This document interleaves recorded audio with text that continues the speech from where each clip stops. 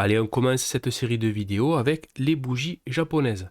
Donc on va voir ce qu'est une bougie japonaise, comment c'est construit, à quoi ça sert et également quelles sont les quelques alternatives à cette représentation du prix. Alors qu'est-ce qu'une bougie japonaise? C'est simplement la représentation de l'évolution du cours d'un actif sur une période donnée. Là, on est sur une période journalière.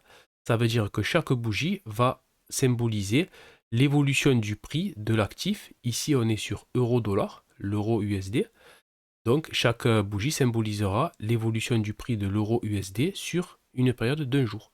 Ici, là, on a une bougie qui va représenter le prix du 10 novembre 2022, un jeudi. Ensuite, on passe au vendredi et puis donc au lundi d'après, vu que le week-end, il n'y a pas de cotation sur le Forex. Et voilà, mardi, mercredi, jeudi, vendredi, et puis lundi, mardi, voilà, ainsi de suite. Donc ce qui saute aux yeux là, c'est qu'on a deux couleurs différentes. On a des bougies vertes et des bougies rouges. Ça c'est par défaut, après la couleur, vous la changez, vous mettez ce que vous voulez. Alors, la bougie verte va symboliser une évolution positive au cours de la journée, donc voilà, une journée haussière. Et une bougie rouge, ça sera donc une journée baissière. Là, on est sur du journalier. Je peux me mettre sur de l'hebdomadaire. Et là, j'aurai la même chose, l'évolution du cours du prix, mais sur une semaine à chaque fois. Voilà, une bougie égale une semaine. Je peux me mettre sur du mensuel, et là, pareil, une bougie égale un mois. Et là, on a vraiment des très grandes unités de temps, et on peut voir les tendances vraiment de fond. On voit que c'est vraiment baissier. Euro USD sur du mensuel, depuis 2008. Je peux me mettre sur du 8 minutes, sur du 5 minutes, chaque fois, vous voyez que une bougie va représenter 8 minutes. La cotation sur 8 minutes et sur une seconde, voilà. Et comme ça, on peut arriver à évoluer, à évaluer les tendances moyen terme, long terme, court terme, très court terme, etc., etc. Alors, donc une bougie japonaise, de quoi c'est constitué? Bon, à part la couleur, ça on l'a vu. C'est constitué d'un corps de bougie, donc ça va être ce rectangle-là, et de mèches, de part et d'autre, le plus souvent. Alors, le corps de bougie, qu'est-ce que c'est? C'est simplement, là, sur une bougie haussière, on aura le cours de l'actif à l'ouverture de la période. Là, ça sera l'ouverture de la journée. On aura donc un prix ici. Et ensuite, on va clôturer ici. Et donc, comme on clôture plus haut, on a une bougie verte. Prenons le cas d'une bougie rouge.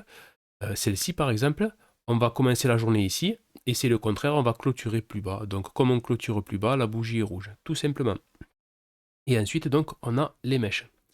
Donc les mèches, ça va symboliser le plus haut et le plus bas de la journée.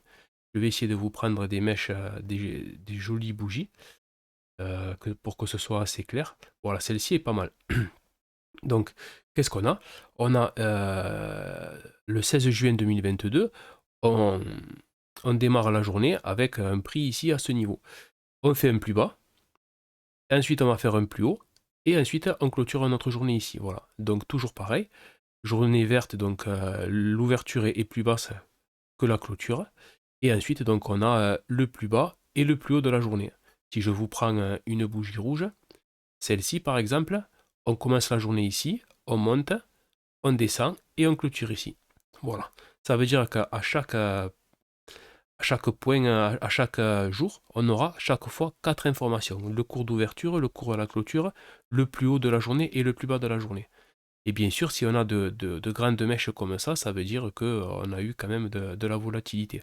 Voilà, ici c'est pareil, vous voyez, c'est une journée un peu indécise au niveau de l'évolution, mais par contre, on a un plus haut et un plus bas quand même assez marqué.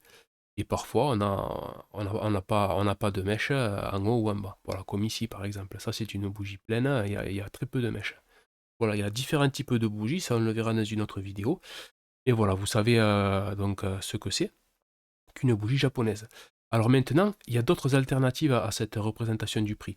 Ça, c'est la bougie japonaise, c'est, on va dire, ce qui est le plus utilisé, parce que bon, avec un peu d'entraînement, c'est pratique, on peut avoir plein d'infos.